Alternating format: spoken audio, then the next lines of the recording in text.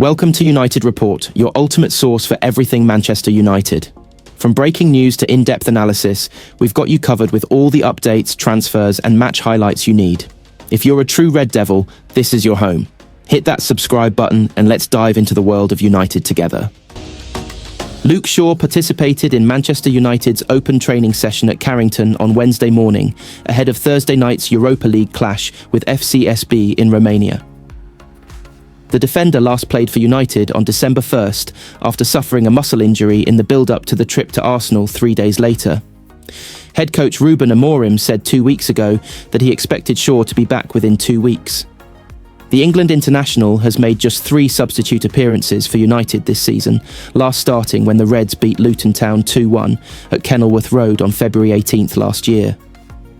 Elsewhere, Marcus Rashford also featured in the session.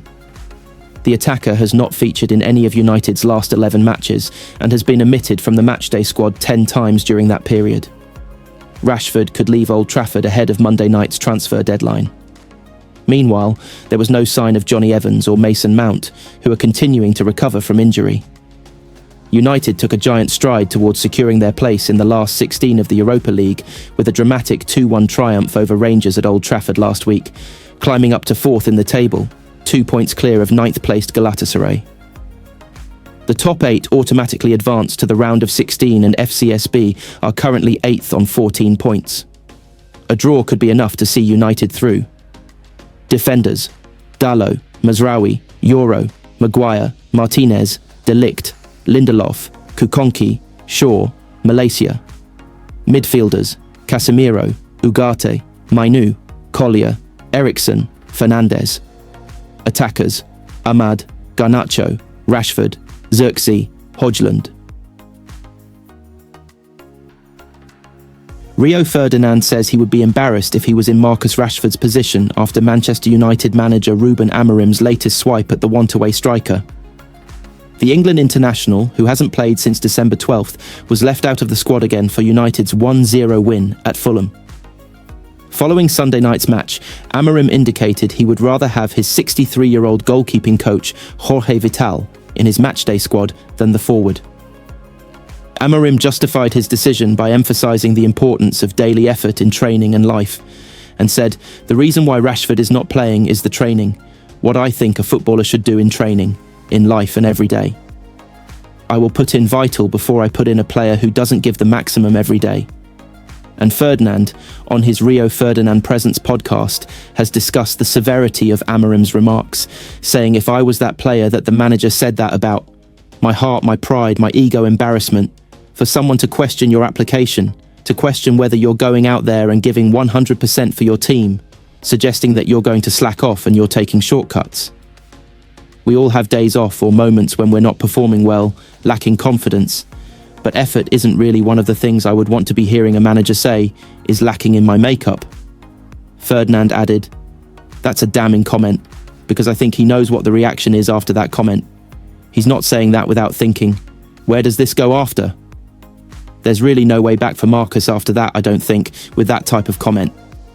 You're looking at it and going, he, Amorim, who took charge in November, has only been there a short bit of time, and he's actually straight away gone. He's pulled out the 9mm revolver and just gone bang.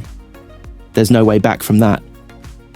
If he comes back, that means other players can now take their foot off the gas and still have a way back into the team."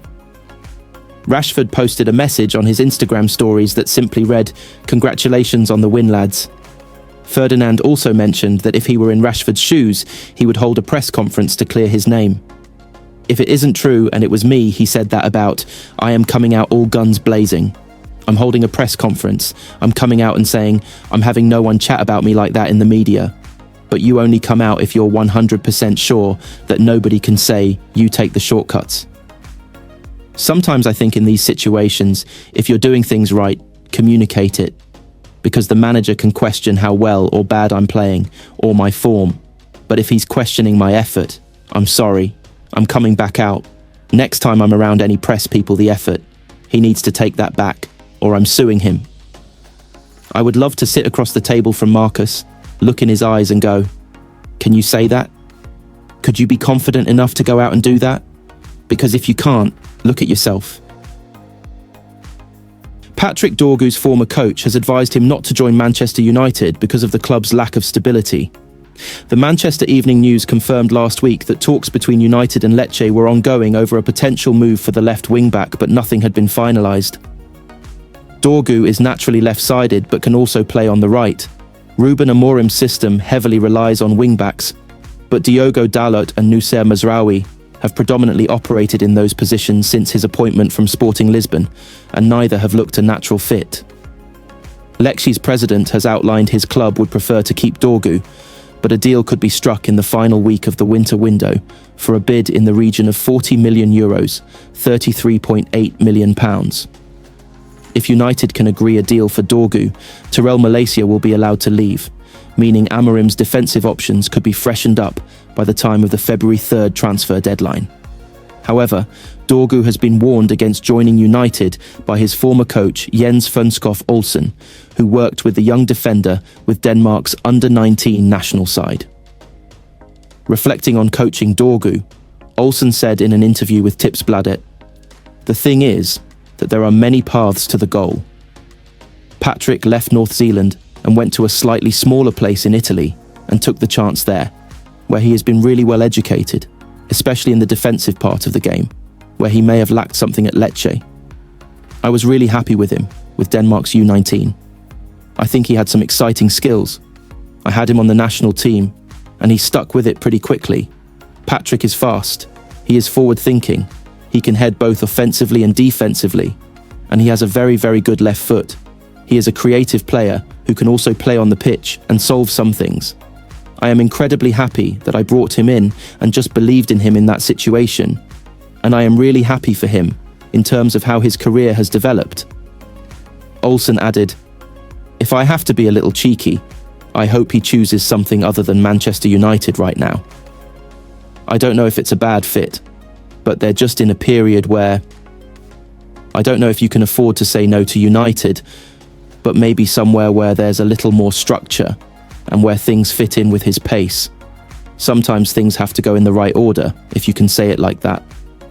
Last week, Lecce president Sticci Damiani spoke to Sky Italia about negotiations with United and said, "For us, sitting down at the table with Manchester United to talk about a player who comes from our Primavera is a satisfaction. It means that the club's growth path is notable. We explained to them that our desire at the moment is to keep the team unchanged, keeping all the big names, Dorgu in particular. We made it clear that for us this year is an important appointment with history. We could achieve the third historic salvation. Although we are flattered by their offer, the priority for us is the sporting result. Dorgu has made 23 appearances for Lecce this season and has contributed 3 goals. A Manchester United starlet who has earned praise from Bruno Fernandes has explained his decision to head out on loan. Ethan Wheatley's move to join League Two leaders Walsall until the end of the season was confirmed on Saturday, making his debut for the club just hours later as a second-half substitute during their 3-0 defeat at Bradford City. The 19-year-old was previously linked with a switch to either Ryan Reynolds' Wrexham or their League One rival Stockport County. Meanwhile, Dutch second-tier side SC Cambuur were also connected with the striker last week by local media outlet the Leeuwarden Courant.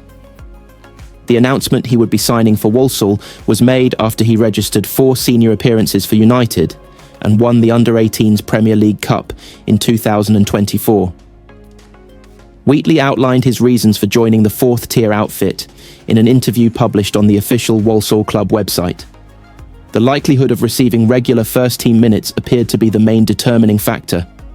He said, "It is my first loan, so I am very excited to get going. The club is currently top of the league, so I am coming into a winning environment, and I am looking forward to that, and hopefully we can kick on for the rest of the season, and I can help the team to do good things. I had interest from other places, but they didn't have as many games left in the season. And a big thing for me is earning game time and trying to play as much as possible in the men's game. And hopefully, I can do that and stamp my mark and impress."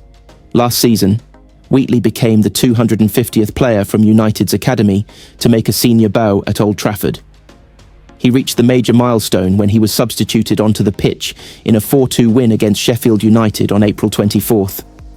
He later revealed that shortly before he came on, his teammate Bruno Fernandes promised to provide him with an assist.